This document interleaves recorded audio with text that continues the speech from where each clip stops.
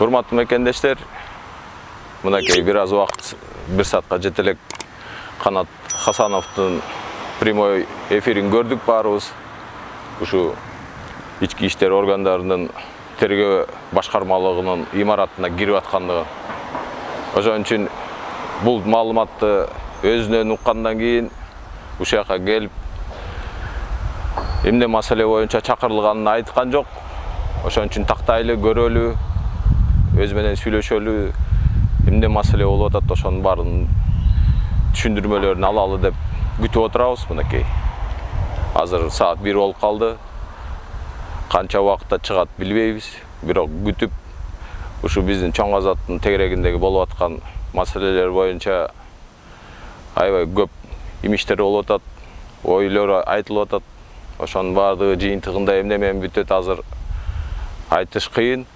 Бирок биз деген саясий талаада мыйзамдуу саясий жол менен өзүбүздүн ишибизди жасап атабыз. Ошон үчүн баардык мынакей биздин кыргыздын жарандарына, туугандарыбызга айтып коюшубуз керек. Биз эч качан эч кимди мыйзамсыз жолдорго чакырган эмеспиз. Ошон үчүн биз дагы бир ирет айтып коеюн. Биз бүт жасап аткан иш-аракеттерибизди мыйзам талаасында, мыйзамдуу жол менен бизге деген саясий талаада берилген уруксат менен баарын жасайлы деп ниетибиз ошондой. Жасай турган иш-аракеттерибиздин баары дагы ошол болот. Ошон үчүн баардыгыңарды мыйзам сактоого чакырып кетет элек. Анан бирок эми тергөө амалдары жүрүп атат. Мында Сыймык Жапыкеевдин сөздөрү боюнча. Ошон үчүн мунун да тергөө амалдарына өзүбүздүн бааларыбызды беребиз, эл деле көрүп отурат. Сыймык Жапыкеев эч качан зулумдукка, зомбулукка, же кандайдыр бир мыйзамсыз жолдорго эч кимди чакырган эмес.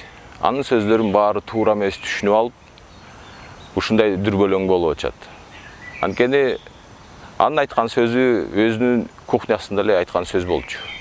Чоң Азаттын ичинде андай ойлор, сөздөр эч качан айтылган эмес.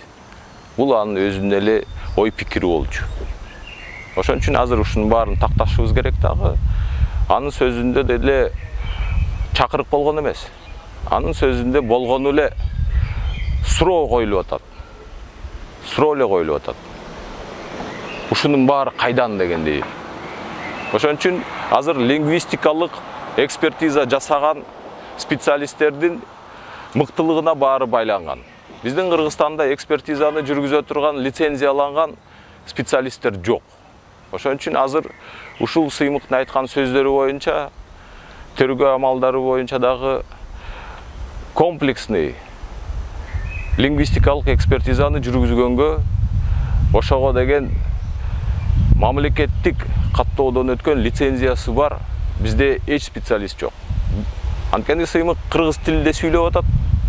Анан бирок бизде деген кыргыз тилинен ошондой экспертизаны бере турган, тастыктай турган специалисттер жок.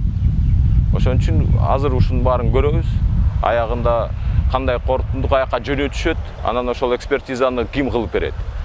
Анткени бул сөздөрдү орусчага которсо, анда орусчадан деген анда каяка жөнөтүшөт. Алматага жөнөтүшөбү, Москвага жөнөтүшөбү, же Ташкентке жөнөтөбү билбейбиз. Ошон үчүн болгон азыр иш-аракеттерибизди ушул досторубузга, биздин деген партиялаштарыбызга, өзүбүздүн кыймылдын деген арасында жүргөн баатырларыбызга моралдык жактан жана укук жактан дагы жардамды көрсөтүп туралы.